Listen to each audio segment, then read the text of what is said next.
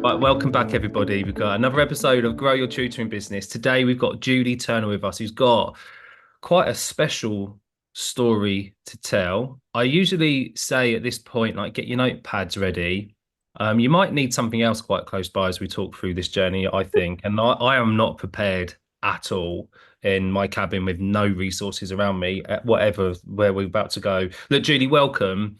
We've had a quick conversation off record, and this is going to be a powerful podcast for people to listen to, whether you're an established business or whether you're brand new and just thinking about it. So welcome. Thank Hello. you for being a guest. That's a huge honor. I love sharing this space with people. Tell us a little bit about yourself, Julie. And I asked you this question before, and you was like, "Do you want the short story or the long story?" I think now we're ready for the long story. I'm an experienced primary school teacher. I qualified in 2013, so just over 10 years ago. Um, I always loved teaching. Worked in from year one all the way up to year five. And people would ask me, "What's your preference?" And I never really had one because I just found there were really good things about every year group and every age group. Um, I did most of my work at a really lovely, supportive school. I was there about 6 years, and I've been at another school before that. Um, Things started to change when I decided it was a good idea to leave the supportive school to go in COVID during lockdown. September 2020, I started at a new school because it was a year group leader opportunity. And the school I was coming from, although it was supportive, it was small, it was one form entry, so there wasn't much opportunity to progress. Mm. Um, so yeah, moving to a school when you can't even look around was a risk. I knew it was a risk, but I kind of just thought, well, what's the worst that could happen? So I ended up, yeah, working there, and I got COVID. Well, sorry, I got pregnant, and after I'd been there for just over a year, and I got COVID, which turned into long COVID. And that I was ended up being off about 2 months, I think. Right. With long And this, COVID. yeah, Yeah. yeah, just very fatigued, and it was really difficult because at the time people were like, "Oh, but you're pregnant." I was like, "Well, I didn't feel like this in my first trimester." Yeah. Um, I was just sleeping like 12 hours a day. Oh, I was wow. getting these awful headaches. Yeah, it was hard. But anyway, this what made it worse was the school were not great at. I was just made to feel like, oh, can you? Although I had a doctor's note signing me off, it was like, well, can you come to this meeting online, and can you run PPA from home? And I was having to say no a lot, and it just felt like I was being put in a position I didn't feel comfortable because I was unwell, and I just ended up feeling like they felt like I was pretending to be ill. I don't know if that was in their intention, but that's how I felt. So I guess my confidence really went quite low, and I felt quite anxious about that. Um, anyway, went on maternity leave and had my daughter. And then when I was due to go back in April 2023, the discussions around returning to work, I requested part-time. At the same time, my mum was really unwell. She was diagnosed with cancer just before I had my baby, actually. It was like I was 38 weeks pregnant at the time. Wow. Um, and it was like, I think it was stage 4, so it was like too late to do anything about it. They offered her chemo and said that she could have that to kind of stop the growth, but it wouldn't go away. It wasn't Mm. going anywhere. So that's how she spent her last year of life, was just having treatment and not feeling great and declining. Um, which was a really difficult place to be as a new mum, um, and not having my mum as well for that support. Was there a lot of, because look, teaching in itself is just stressful. When you add in the news of your mum and a baby, like Mm. looking back at that window of time, what I think memories is too strong, as I think that's going to be like too deep. What's your recollection of that time? What's that like? Because that must have been like just heaps of pressure and stress. Yeah, I guess it just felt like it was happening to someone else, not me. Like this is what you see on the TV, or this is what you hear about people's sad stories of Yeah, this isn't my life. yeah. And it was just like going through the motions of, okay, my mom's got cancer. Okay, what? Oh, I've got a hospital appointment now, so I need to go to my hospital appointment. And I had people saying, "Oh, I'm so sorry, Julie, to hear about your mum." I'm like, "Oh, it's okay. It's okay." I felt like "it's okay" became like a go-to phrase. What else Just could you say? yeah, yeah. Um, so How did yeah. you cope? Can I like looking back, it's still quite fresh, so you can move on from this, and I'm more than willing to move on. When you look back, how do you think you coped and juggled everything? Um, I don't know. I think probably my instant go-to answer is not great, but then what is a great way to deal with that? Um, Mm. I think Because you've it's made some big decisions over that time as well. yeah, Did but I that play think a part? yeah, definitely Okay. because my mum had only recently retired, like not like literally. I think she had retired maybe 5 years or so before she got sick. So and she had worked all her life. Like I remember when I was a kid, like we didn't have much money growing up, and she would be working three jobs. My Mm. dad was at work. She was always, working to bring money in so she could afford to feed us. And then it's like, and then she goes and gets her retires so that she can actually start enjoying her life for the first time. And she got sick, and I just thought, I don't want that for myself. I don't want to, work like you said, teaching is very, very stressful. It's a lot of work. You work and you work and you work and you feel like it's never enough. Um, and then you re- and then I just didn't want to be in that position where I was just working my ass off. Sorry, I don't know if I'm allowed to say that. Um, and then for what? Like retire and then not be able to enjoy any time? What about now? I What about agree. my life now? I agree. Okay, thank you for that. Look, let's continue telling your story before I go down a path I'm not going to come back from. So, look, that just sounds like one an horrific space in time, like because of everything that was going on. It help, I suppose, in a way, helps make a decision, a tough decision, a little bit easier from the reasons you just stated. What happened after the whole going back to school, them not being supportive? Yeah, so I requested part-time, and when I had the conversation with the head, my mum was really sick, so I explained that my mum's ill.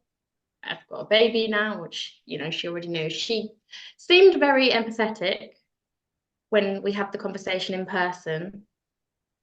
But then she ended up taking a really, like, literally the amount of time she'd allowed to respond legally. I can't remember how many weeks it is, but she literally took the full amount of time to come back to me from my formal request for flexible working. And it was like she hadn't even looked at my form. I'd said I had specific days I needed to work because I had childcare with family. Mm, Um, and she gave me the opposite of those days, and I worked it out financially. I would have been paying to go to work to a job that I didn't, although I loved teaching, I didn't particularly love teaching in that school yeah. because it was quite a, what's the word, like restricted.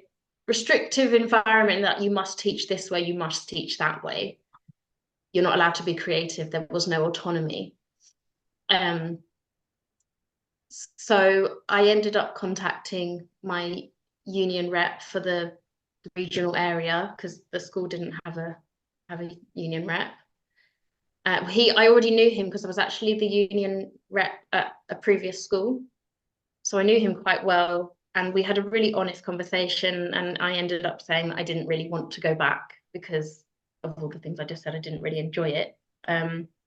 So he ended up being able to negotiate me not returning and not having to pay back the enhanced maternity pay or occupational maternity pay.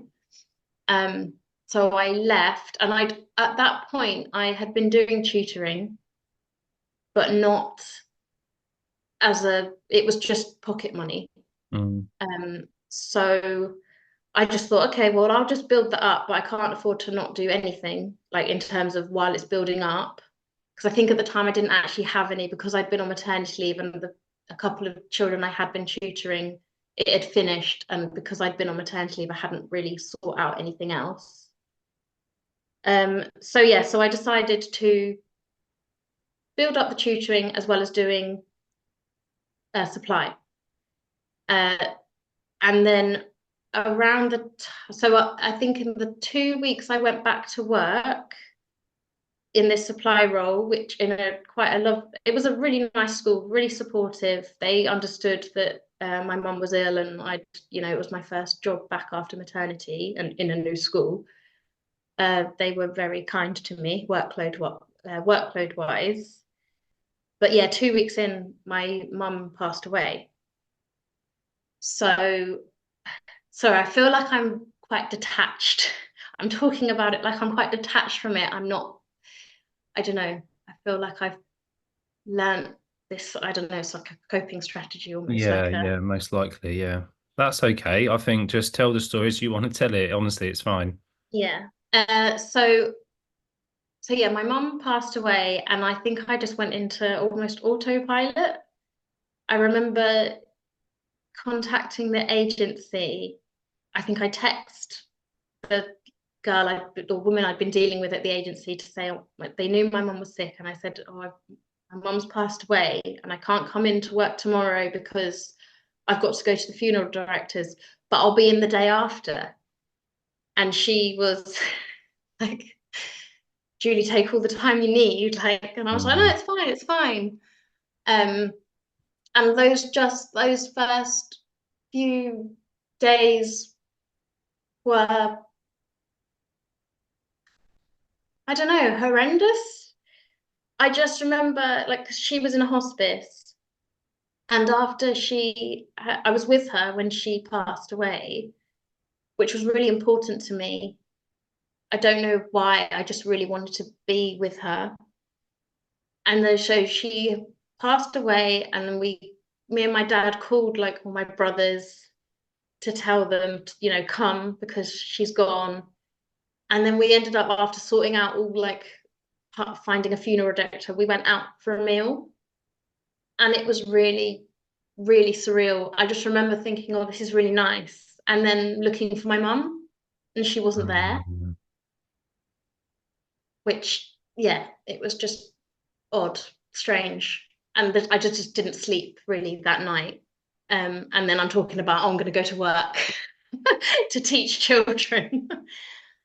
Judy, do you think that some of that is about like what's expected of us as teachers is just to no matter what's thrown at us, we just The kids come oh, first. and do you know what? I just spoke to someone before we met. I recorded another podcast episode with somebody who we were talking about how particularly women are brought up to be almost like subservients, right? So we just go, right, so particularly you are going to resonate with this. It's like, well, you become a mum and you're a caregiver for your children, and then like, as your mum was a caregiver to you, and then actually you then grown up to become a caregiver to other people's children because you're a teacher, and we kind of put aside our own Oh, needs, 100%. right? So we just look at what other people need and not because it Yeah, had the school gone, yeah, yeah, that'd be great. See you tomorrow. He probably would have gone in. yeah. which seems absolutely crazy, doesn't it? That we would have done that. I say Yeah. we, me. I Yeah. don't know how I would do it. Again, I've not had that experience. I've no idea how I'd react or what my behavior would be like. But I think this is like there's definitely a theme to it. I mean, bless you that, you've had that experience and then luckily in a space where somebody's like, no, I'm going to look out for you right now because you need to hear the word, you're not doing it. Yeah. And I'm sure like your family would have done the same. Mm. Yeah. Right. And I think like that people pleaser thing you said, Yeah. like, especially with women, is just that's something that I've been really working on myself because I don't want to put everyone else's needs above mine. And it's something with my daughter that I really don't want her to be a people pleaser. Mm. Just, I don't want her to be selfish. But you have to be I think a there's little. times. I just think there's times. I've got older children. I've got two older daughters. One's 22, one's 20, and the other one's just turned 13, which I'm really enjoying again. Mm, But we often have this and I'm quite lucky that they are. I don't want to say the word because it might be seen as derogatory, and I don't mean it derogatory at all. But they're both quite feisty, so they can stick up for themselves. However, they are both most likely to go into a caring profession. My profession, Olivia, the eldest one's works for the NHS. So it's already in that caring profession. I know that's where she feels like she belongs, but also can stick up for herself. But I do believe there's still that people pleasing mm, element that runs through. And the lady I was just chatting to was saying about how it is just embedded in society, and and all you can do is open up the conversation so that they can learn. Anyway, all of that aside, that people pleasing, are you really looking after yourself at this point? Where does that lead you to next? so I ended up taking 2 weeks off, and I was there until the summer holidays because I went back April 23. So I was there for a term and just kind of plodded along, I suppose. The tutoring was building. Can't remember how many I had by the end of that summer, but I know things really started kicking off when schools went back September, October time. And I'd taken on another different school supply again, but long term. 3 days. It was part time, so that I could, still be with my daughter a couple of days and do some tutoring. And it was just insane. Mm, Like as I said, the previous school were very understanding and were very kind to me in terms of workload. This new school, it was crazy. The workload expectations, I just couldn't keep up. And I mm, kept telling myself that I couldn't complain because, well, the reason I can't do it is because I'm tutoring. So if I go and say anything to anyone, mm, they'll just say, well, you need to, how like when you work in a school, I don't know, my experience has been like when I've gone to say this doesn't work for me, it's always kind of they put it back on of course, you yeah. of like, well, what can you do to make this better for Yeah. yourself? Not what can we do, Mm. what can you do? So I guess I just had that in the back of my head. Well, I can't say anything. I can't complain. I can't say this isn't working because, and I also had it in my head that I couldn't stop, even though I was supply. I could literally just not turn up, and there was nothing bad would have happened, apart from maybe a relationship in a school would be, have broken down. But in the long term scheme of things, how bad could that be? But I had it in my head that I couldn't because I'd be letting the school down, I'd be letting the children down. I was their class teacher and they needed me, and just, yeah, all those people We're people pleasing. pleasing, aren't we? Again, this comes back to Yeah. making sure everybody else feels okay. Yes. Yeah. Yeah. So I continued, and I think it got to about October, and I think I was tutoring about 9 children at the time, working 3 days, but then often working in the evenings and at weekends on all the like planning and the other Sure. stuff you have to do as a teacher. And I just ended up burning out. Mm, Um, I think I went into the school one day and I'd got to the point where I thought I have to speak to the head. Went to speak to her and just started crying. And I couldn't stop. She ended up sending me home. She actually got someone to give me a lift home. Um, and because she didn't want me to drive in the state I was in. And I just went home, sat on the sofa, cried some more, and then I think I booked a doctor's appointment. And I think the next day I called and said that I wasn't coming back. And I just think I sat and watched rubbish on TV for a couple of weeks when my daughter was at childcare. Yeah. So that well, the starting of the healing process begins, right? Rubbish Yeah. always includes rubbish TV somehow. Yes. Always, always. So Julie, around this time, like, look, it sounds like at some point between, you said you'd always tutored at some, like, throughout teaching, whether it was just a bit of pocket money, like going towards and having 9 children a week, that's going beyond like pocket money, right? Which is you juggling everything that you've just gone through. And I'm sure people are listening going, she did what? When? Like, how are you doing this? Was there a conscious decision to start growing up to 9? Was there a point where you went, I just want to increase this just to see where it goes, or did it just happen? It was a bit of both. I was conscious of it in the sense that I knew I really did want to stop the supply and do the tutoring only, Okay. but it didn't. And I sort of had it in my head a little plan of, well, I'll do the supply until it doesn't work for me anymore. But then obviously I got to that stage where it wasn't working for me anymore, and I still didn't quit because I was being too much of a people pleaser. Yeah. Um, so that was conscious because I was getting a lot of inquiries and I wasn't really saying no to anything. But I suppose I wasn't doing like masses to get that extra. It was just growing organically. Word of mouth. Yeah. Okay. So actually, the work you're doing, I don't know whether you said this when we pressed record or whether it was before, but you said, look, I'm actually really good at this. This is something which I absolutely love.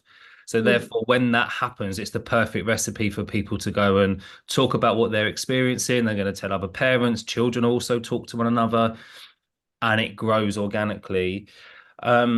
This was October 2023. Yeah. So we're now July 2024. Where's the business at right now? What kind of things are you up to? So I am working 6 days a week, which I don't love in the sense that I'm very busy. I get inquiries all the time and I can't fit people in. Um, I haven't ventured into homeschool or international students. It's just all after school and Saturday mornings. Mm, So when I say I'm doing 6 days a week, I think it's about uh 13, 14 hours or something. mm, Um, which doesn't seem, when you say it like that, it doesn't seem like a lot. But I think because it's concentrated in certain times, it feels like a lot. mm, And um yeah, so I've got like a mixture with, I do mostly in person. I have one online and everyone else is in person.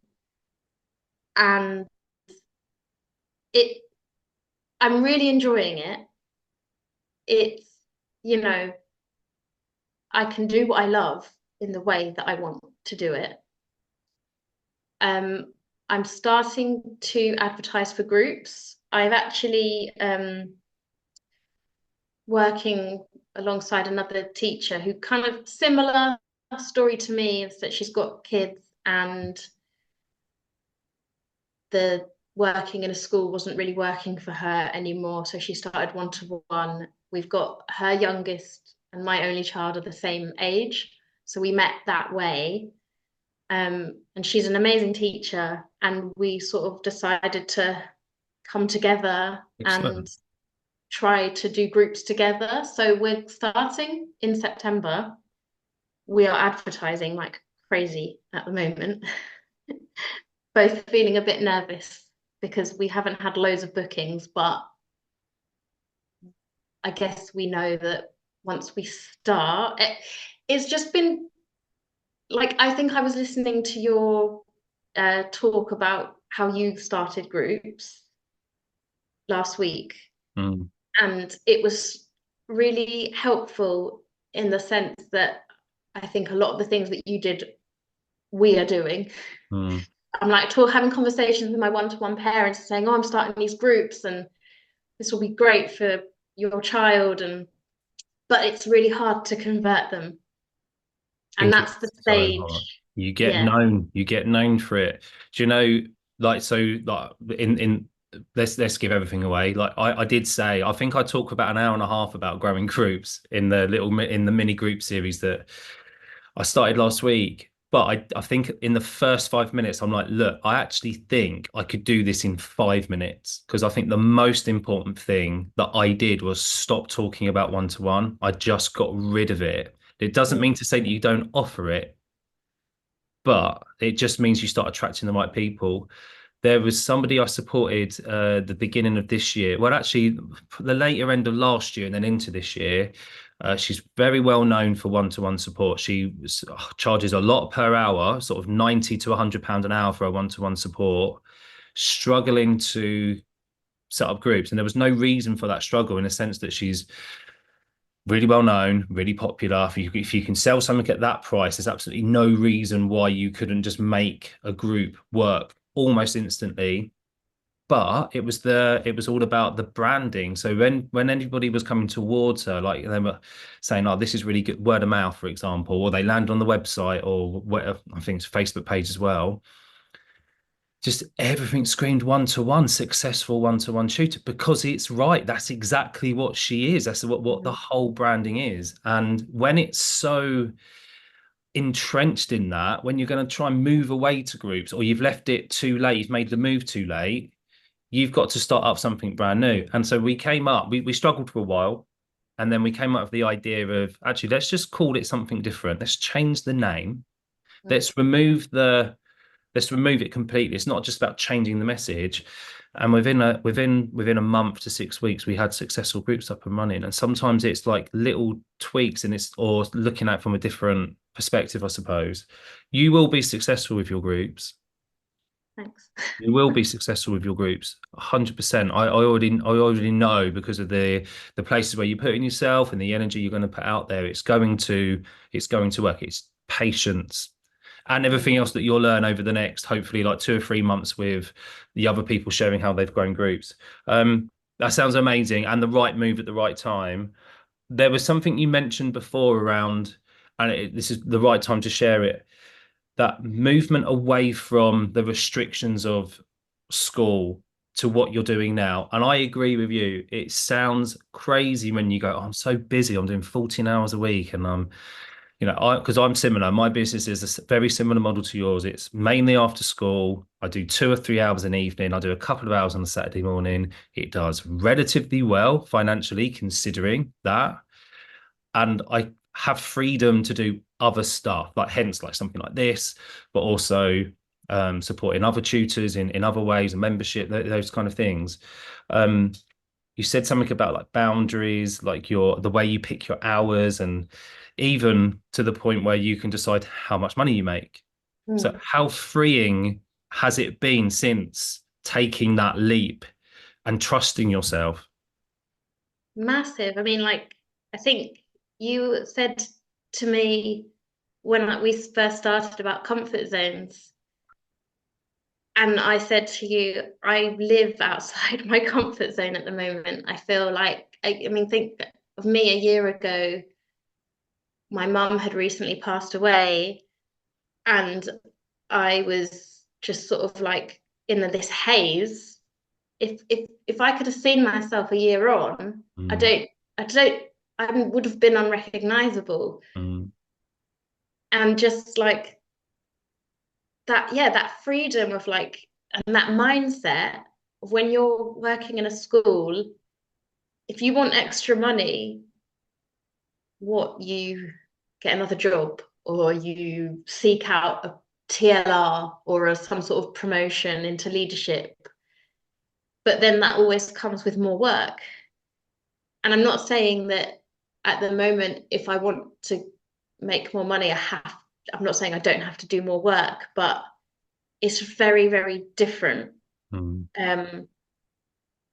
It's just this, like, I could decide, oh, actually, I'm working really hard on this, and I think I'm undervaluing myself, so I think I need to put my prices up because this is actually taking more work than I realized it would. Mm.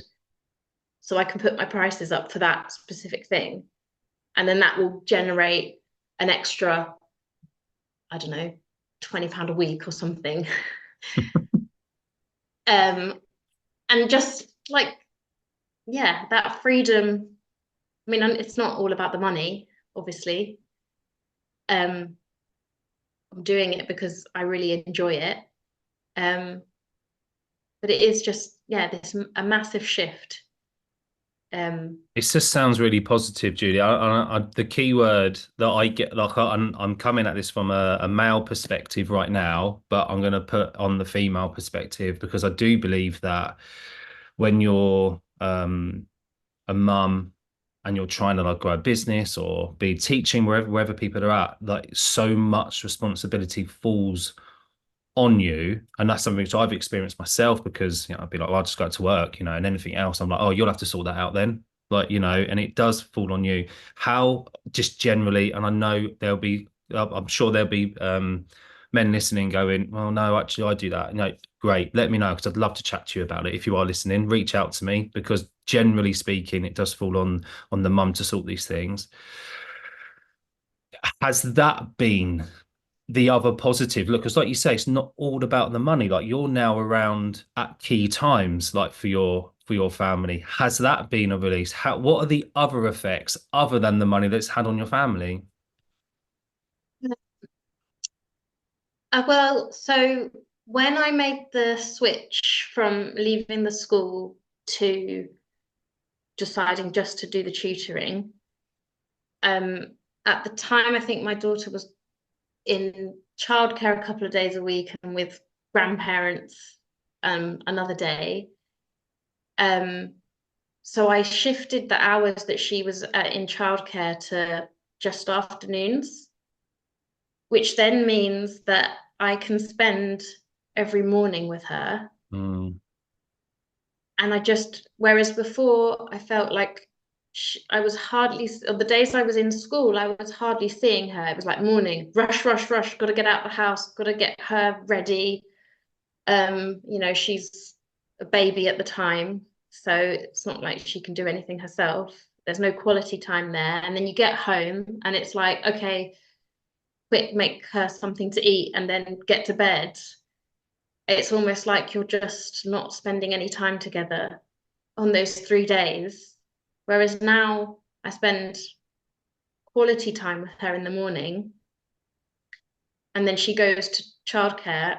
I don't pick her up because I'm still tutoring. My husband picks her up. But it's then like I'm able in the afternoons then to do the things I don't want to do when I'm with her. So I can do those boring household things that every adult needs to do. Mm. And I don't have to worry about juggling doing it while she's there. I mean, it's a bit different now because a lot of my time is taken up with advertising groups and setting up social media and things. So Doing it your is just a business, bit, running your business, yeah. yeah, a Yeah. busier time. But there is definitely that flexibility Mm. and more quality time with her. I mean, she's 2, so she's not in a full-time school yet. She won't be for a few years. So I feel like I've got this time to play with of my hope is that I can build up the groups enough so that I don't have to do 6 days a week anymore Mm. and that I can start maybe doing some pickups and Absolutely. or that she doesn't have to go at all one day and I can spend the whole day with her. I mean, this is a good time to ask this question. So you referenced earlier on, like obviously this time last year, Julie would not recognize you today. what are you not going to be recognizing in yourself in 12 months' time? Oh, good question. Um, oh, I don't know. What would your Um, hopes be? Look, you've alluded to a couple of those things, right? So think about what you'd like to achieve this time next year. What are you going to be saying? I'm going to be saying that I'm a very successful group tutor, Brilliant. and that I'm working less hours, but I'm making more money, Yeah, and that I've got more free time to spend by myself. Like, sorry, because I even forgot to mention, like, I've got time at the moment to go swimming in the afternoons yeah, and do Pilates, like do exercise, which I have never made the time for as a teacher because it was always too much to fit in. It was like summer holidays would come and it'd be like, okay, I'm going to do exercise. I'm going to put myself first. And then like and summer was over. So, okay. yeah, yeah. This is magical.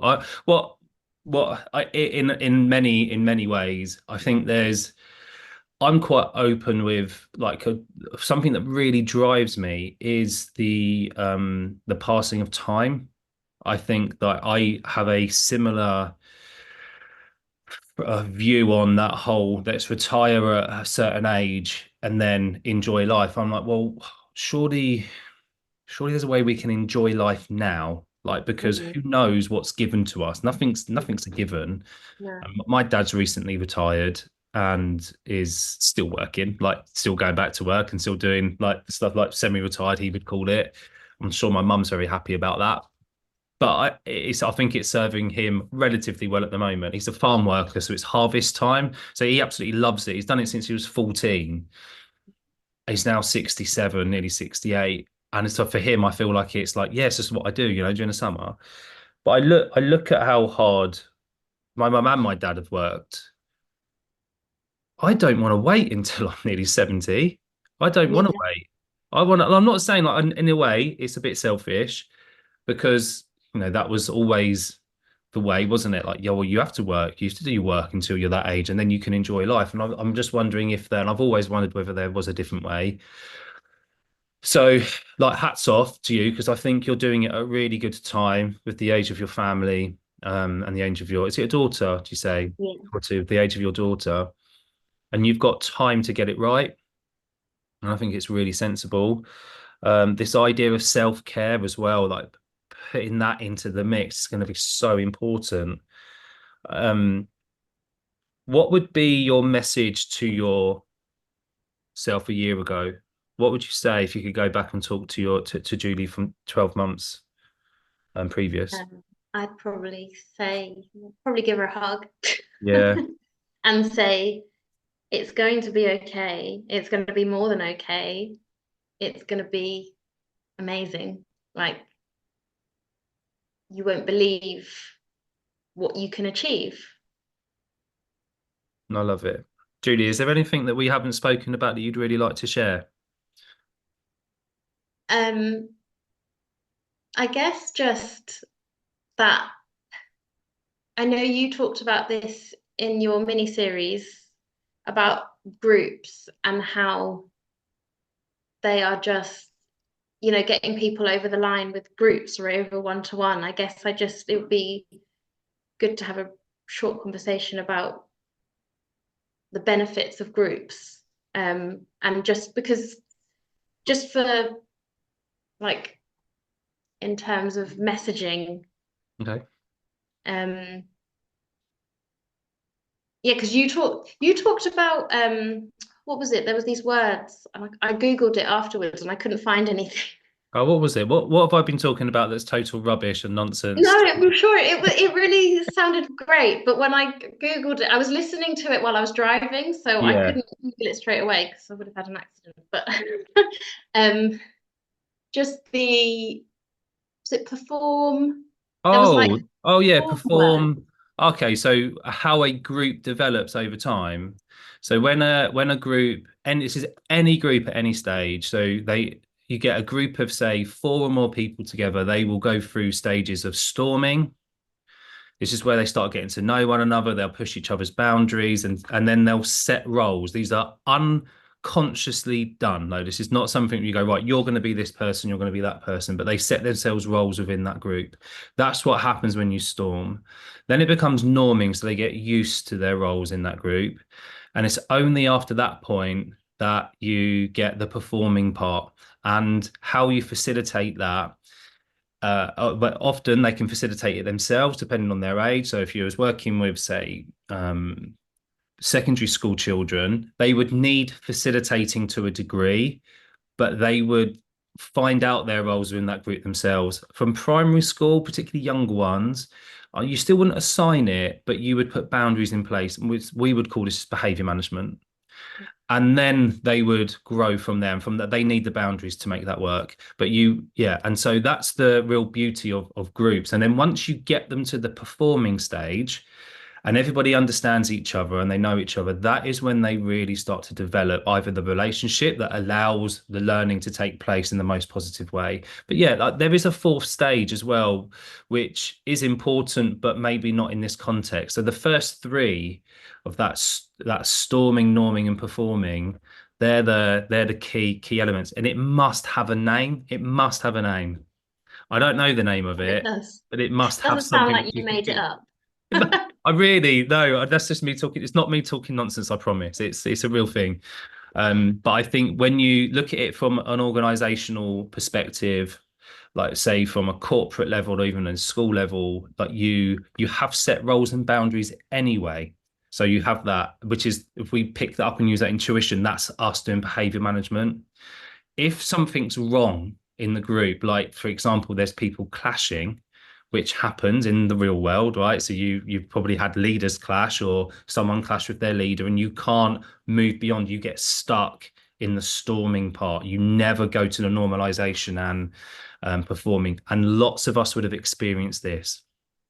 You're probably already going, oh yeah, I remember that time when I was in this place and it wasn't working and couldn't quite work out why. It's because they have not found the right boundaries and not allowed it to move beyond the storming part. And I don't know why, but some of this stuff isn't in the school, not syllabus, but we're not taught this stuff. Like if you go and do like your teaching degree, I mean, I didn't do a teaching degree. I did a business degree and then did my teaching stuff like later on, like never came up. In the leadership training I did, never came up. And I always wonder, like, why is there no more there wasn't psychology. There was stuff around building curriculums and like read this book and read this book. It's like, well, I don't know, like for me, if you're going to lead something, learning some basic human psychology would be quite beneficial. Yeah. But we can use that stuff in our groups, not to a high level, not to manipulate it, but you'll know first, really soon, you'll have an intuition when you've got a group in front of you, like, is this group going to be okay? Those two are bouncing off each other. Actually, I'm going to have to put a boundary in, and then you do it, and then they start to perform. And so from a messaging point of view, knowing that a parent knowing that you're going to help that happen, it's going to be quite reassuring. Definitely do some reading about it. It's worth it. Yeah. So storming, norming, performing. And I know there's a fourth one, but I can't remember what it is. Perfect. Yeah. No worries. All good. So we're all benefiting from that. Julie, thank you so much. Look, honestly, I've been seriously moved by your story. And again, it awakens something in me, like when we start talking about time and what happens over time. We lose people and then we find ways to cope, even if it's not the best way in that moment. It sounds like you found meaning from it, and you're at this stage now where you're really able to kick on and doing it for all the reasons you've just shared. I am honoured that you've been able to share that with us, and I know there's going to be many people who are going to connect with your story. I just want to say thank you for sharing it.